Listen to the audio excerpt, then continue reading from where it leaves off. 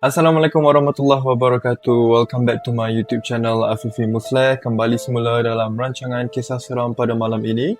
Kisah seram kali ini yang aku nak baca ialah tentang seorang lelaki yang ada pengalaman diganggu oleh pocong.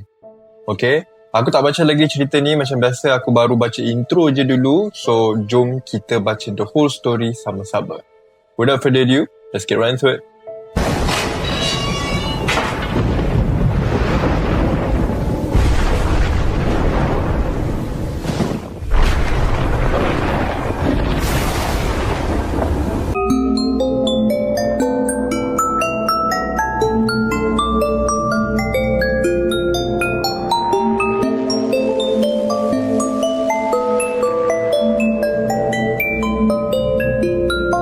Okay, bismillahirrahmanirrahim. Saya dah unlock satu lagi pengalaman seram dalam hidup saya sejak terbawa balik pocong dari Cameron Highland. Kau dari Cameron Highland? Senang betul kena kacau. Orang cakap benda tu macam dah ada akses dekat kita kalau kita pernah dirasuk. Yelah, betul lah. Once kita dah pernah kena rasuk, memang benda tu senang nak ada akses dekat badan kita. Okay, next. Bermula dari kejadian terbawa balik dari Cameron, lepas tu tertegur sesuatu sampai beliau mengikut separuh perjalanan pulang ke rumah. Sekarang pula kena kacau dekat lift dan dalam bilik. Part 2. Benda ni baru je berlaku 2 hari lepas. Rumah saya berlaku gangguan bekalan air tidak terancang akibat paip pecah. Disebabkan pada hari Khamis pun ada gangguan bekalan air, tapi petang dah ada semula, saya bersangka baik Jumaat pun akan sama. Okay. Jadi seharian di rumah sehingga petang masih lagi tak nampak bayang air menitis dari paip. Suami saya pula kerja. Saya minta beliau call syarikat air, minta tanya dan mereka maklumkan kemungkinan air akan ada pada jam 11 malam. Tunggu jam 11 malam pun tetap tak ada air. Jadi saya tunggu suami balik kerja dan kami decide nak check in je malam tu. Kami pun pack bag kami. Jadi kami bergerak dari rumah sekitar 11.45 malam. Jarak dari rumah nak ke hotel tak jauh, lebih kurang 20 minit. Jadi bergeraklah kami slow-slow ke hotel. Sampai hotel kami menuju ke parking. Parking hotel ni pula dekat basement. Long short story, suami park kereta berdekatan dengan lift. Saya happy lah sebab dekat dengan lift kan. Mudah kerja nak naik ke lobby. Suami saya tegur lift yang kami naik tu bukan lift hotel. Actually, lift saya naik tu lift hotel tapi untuk housekeeping. Tapi saya insist juga cakap lift ni boleh tembus main lobby dekat level 2 sebab saya nampak dekat butang lift tu dia ada tulis. Okay, so diorang nak guna lift housekeeping bukan lift hotel. Alright. Jadi saya pun dengan rasa bangga dan happy saya tekan level 2. Pintu lift pun terbuka. Okay, aku dah start rasa seram-seram dah dekat sini. Kami keluar dari lift mencari pintu keluar ke lobby. Rupanya suami saya betul, saya salah. Jadi kami pun kena naik lift semula untuk ke basement parking untuk pergi ke lift hotel. Okay, so lift yang diorang naik tu tak menuju ke lobby lah. Itu memang lift housekeeping. Suami saya pun tekan lift pergi ke level bawah. Pintu lift terbuka. Kami masuk lift dan suami saya tekan butang lift untuk ke basement. Saya tengok jam, waktu ni lebih kurang 12.15 PM. Saya tak ingat. Waktu tekan lift, suami tekan anak panah lift ke bawah. Level kami nak pergi pun dekat basement sebab kami dekat level 2. Sepatutnya lift turunlah kan, tapi tidak. Entah apa datang angin ribut, lift naik pergi level 20. Ush. Weh, seram weh. Kalau aku dalam situasi ni, aku tekan lift tingkat bawah, pum, tiba-tiba dia naik sampai level 20. Seram weh. Sampai level 20 dia naik. Okay, part 3. Waktu ni saya sangka baik, agaknya ada housekeeper nak turun lah kot. Getus ke dalam hati. Saya malas nak tanya suami dia tekan butang atas ke, bawah ke masa nak tekan lift tu.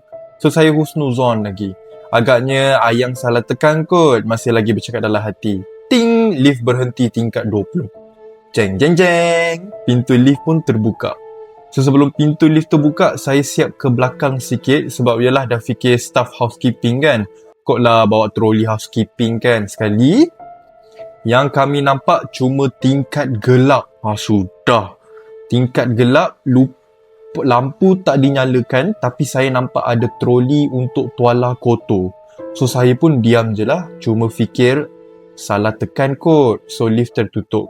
Nasib baik waktu tu anak saya diam, tak ada menjerit ke apa. Waktu ni kami semua diam. Tak sangka rupanya suami saya dah tertegur dalam hati dia. So saya pun fikir tak apalah, satu level je rosak. Tapi saya rasa beliau mendengar getus hati itu. So saya macam dah lega sebab pintu lift dah tertutup dan lift dan bergerak untuk ke level basement. Tapi beliau decide nak kacau lagi sekali. Ting, lift berhenti dekat level 7. Saya masih lagi dekat sangka baik. Oh, kali ni mesti manusia. Sekali bila pintu lift terbuka, tetap kosong ya. Tapi mujur, kali ni level 7 terang dengan lampu. Okay lah, better lah daripada level 20 tadi kan. Saya siap jengah kepala, kotlah housekeeper menyorok tepi dinding. Tapi lepas jengah kepala, tak nampak kelibat. Manusia, saya bercakap dalam hati, oh agaknya beliau turun di sini. Naik lift nak turun level 7 lah kot. Nasib baik kamu turun sini. Jadi kami pun bertukar naik ke lift hotel. Kali ni betul lift hotel. Waktu ni dah lega macam satu beban hilang. Tapi benda ni tak habis dekat sini. Dia bagi plot twist lain. Sudah. Part 4. Kusangka gangguan dah berakhir. Rupanya belum ya. So lepas daftar check-in dapat kunci bilik, maka kami pun bergerak ke bilik kami. Selepas kejadian terbawa balik pocong di Cameron, dah jadi kebiasaan suami akan masuk bilik hotel terlebih dahulu untuk baca apa-apa yang patut. Jadi dah selesai semua, kami masuk bilik, settle down everything. Disebabkan suami saya belum sempat dinner, dia pun order Grab food. Dia order untuk makan dia je sebab saya dan anak-anak dah kenyang. Access card bilik kami hanya dapat satu je ketika itu, which is saya tak terfikir nak minta lebih sebab plan nak check-in semua. Plan nak check-in cuma satu malam, tapi tak sangka air tak ada selama 2 hari ya kawan-kawan. So nak turun lobby kan kena ada access card balik bilik. Disebabkan ada satu je access card, suami pun cabut dari slot card tu, so bilik terputus bekalan elektrik 100%. Disebabkan tak ada extra access card dan saya tak terfikir nak hack slot tu letak kat kad lain.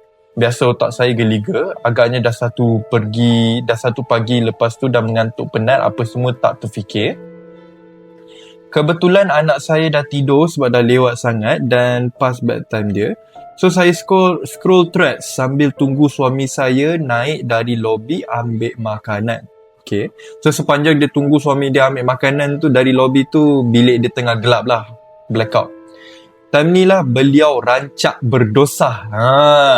Waktu ni suami tengah on dryer keringkan baju anak kami yang sedikit kebasahan. Ya, bilik hotel kami macam studio house. Ada 2 2-in-1 washing machine, dryer dan lain-lain. So sedang saya scrolling thread, saya dengar macam-macam bunyi. Bunyi macam orang berjalan lah, bunyi orang pakai baju, ke hulu ke hilir, ambil letak barang dalam toilet, macam nak gosok gigi mandi gitu. Okay.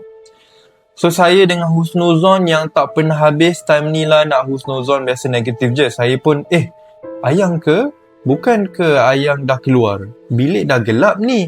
So saya macam bilik lain kot. So masih lagi scroll tapi saya dah start tak fokus. Sebab telinga masih dengar bunyi-bunyi yang agak annoying. Waktu tu cakap terus tersedar bilik sangat-sangat gelap. Cuma bunyi dari dryer yang berpusing. Ni kelakar. Dah cabut access card tapi dryer tetap on. Yo. Time ni dah start cuak. Dah hilang segala husnuzon saya. Saya cuba lagi untuk bertenang. Sampailah satu sahab. Saya perasan ada kain putih sekilas lalu masuk almari yang kebetulan almari tu terbuka sikit. Dan ada tuala plus bathrobe bergantungan. Waktu ni saya tak cakap banyak, terus buka flashlight nak terangkan bilik. Tapi yang tak boleh brain, saya pergi suluh cepat-cepat benda saya nampak. Dia nampak apa? So, dah buka flashlight tu, hati sedikit tenang walaupun goyah. Saya cuba distract dengan scroll TikTok walaupun dah buka flashlight. Masih ada bunyi Cumanya beliau berpindah masuk ke dalam bilik air. Ush, pindah masuk dalam bilik air pula. Time ni saya dah resah sebab lama sangat suami dah naik dari lobi. Mujur selepas saya resah, suami pun sampai bilik. Okay, Alhamdulillah. Tapi saya diamkan je perkara ni. Saya tak nak cerita. Ingat dah habis ke wak? Belum ya. Suami dah settle makan apa semua, nak tidur ni. Baru je terlelap, anak-anak saya pula tiba-tiba tantrum. Memang kau-kau beliau nak kenakan kami. Time ni saya bagi hint sikit lah dekat suami, minta dia baca apa yang patut. Saya pun buka zikir Ya Latif untuk tenangkan hati anak saya. Alhamdulillah anak saya tenang dan boleh tidur semula. Mesti korang macam, lah, ni je ending dia, tak seram pun. Anak pun kena kacau biasa je. Saya pun harap ending dia macam gitu je. Tapi saya silap. Sepatutnya Sabtu kami dah check out, tapi disebabkan masih lagi tak ada air, jadi kami decide extend lagi satu malam sebab malas dah nak berharap air akan ada cepat. Jadi kami extend duduk bilik yang sama. Berani duduk bilik sama. Di sinilah bermulanya worst nightmare kami yang kedua. Beliau pun dengan sangat gembira extend mengacau anak saya. Malam kedua ni lah lagi tak boleh relax. Anak saya dikacau. Dah baca surah, dah baca zikir, tak jalan. Last kali suami saya raup muka anak saya dengan air untuk sedarkan anak saya. Baca sikit baru okey, dah bertenang semula. Anak saya tidur dengan lena sampai keesokan pagi. Which is pagi tadi. Okey, cerita dah habis. Cerita ni taklah seram mana. Paling seram setakat ni peristiwa saya tertegur beliau sampai beliau mengikut saya separuh jalan. Tapi kalau ada nak cakap sleep regression sebab anak saya terjaga, tiba-tiba tidak ya. Anak saya masa tantrum dia buka mata menangis siap merepek, meraban macam takutkan sesuatu. Macam meracau gitu kan. Tapi kenapa saya tak maki beliau gitu-gitu Baru teringat, sebab saya sedang memujuk anak saya. Risau anak saya makin terkejut. Dah habis, itu je lah, tak seram pun. Tapi tak sangka kan selama ini baca pengalaman orang kena kacau dekat lift. Tak sangka sendiri terkena. Lah, itu je ke? Lah, tak adalah seram mana. Cuma, yelah, intense lah. Tapi, aku expect malam tu macam dia hulur flashlight tu. Benda tu akan munculkan diri ke? Benda tu akan tunjuk muka dia ke? Apa ke? Tapi, okeylah. Bolehlah cerita dia. Okeylah. So, itu je video pada hari ni guys. Thank you so much for watching guys. Hope you guys enjoy. Don't forget to like, share, subscribe to my YouTube channel. I'll see you guys next time. Bye. Assalamualaikum.